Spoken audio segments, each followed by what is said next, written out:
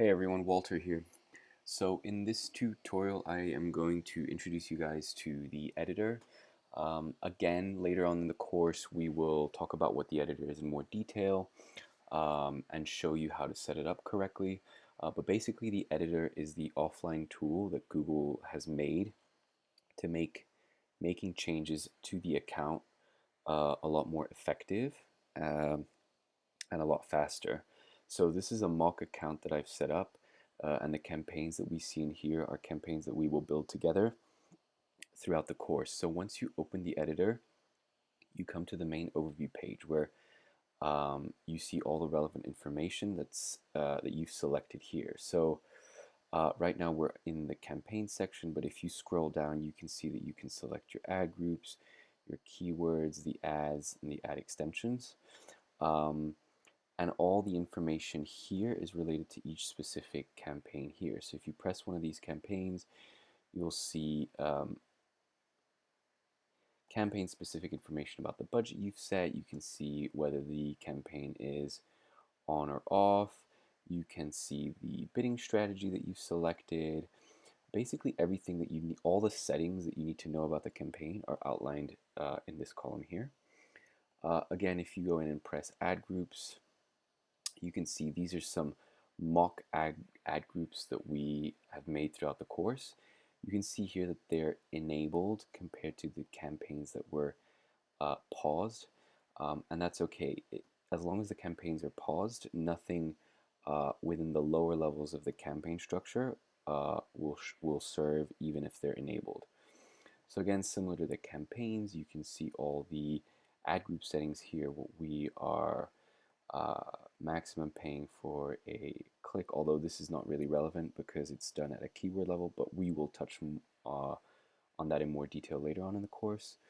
And then down here again, you can see the keywords that you've selected. So this is related to the SEO guide that's available on the landing page. But later on in the course, we will build out these keywords and add them to the ad groups related to these product types. And again, here you can be really specific with your campaigns and just see all the information associated with that campaign if you select it at this level. One thing to note is that you can get a higher level view of all the accounts. An account represents a website, so all the accounts here, if you own multiple websites or multiple e-commerce sites, this is where you download all the information or can download the information directly from the internet, from Google's interface. This brings in all the performance data or all the changes that you've may have made in the interface. And if you've made any changes, so say we want to pause this ad group and we pause it, the way that you make that sort of a reality on Google is by pressing post here. So all the changes you've made will never appear on Google unless you press post. And once you press post, you can see a summary of the changes that it will update online. So it says here, entity type, an ad group, you have updated one, and we can then post it. So I'm not going to post this because I don't want any changes to be made at this point. A nice handy tip is that rather than selecting it again and enabling it, I can just press undo here and it undoes that change.